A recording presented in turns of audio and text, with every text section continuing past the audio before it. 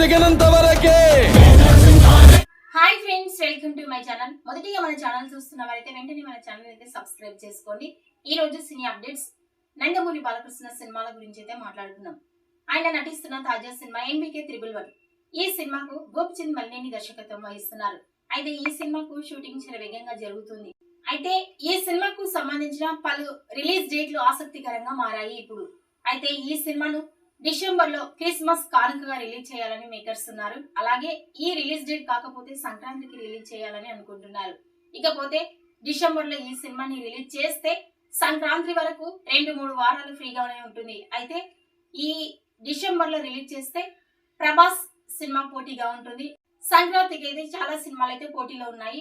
Senior హీరోలైనటువంటి Chiranjeevi, Venkatesh, Nagarjuna, Balakrishna ఇలా నలుగురు సినిమాలు సంక్రాంతికి రాబోతున్నారని కూడా అంటూ ఉన్నారు.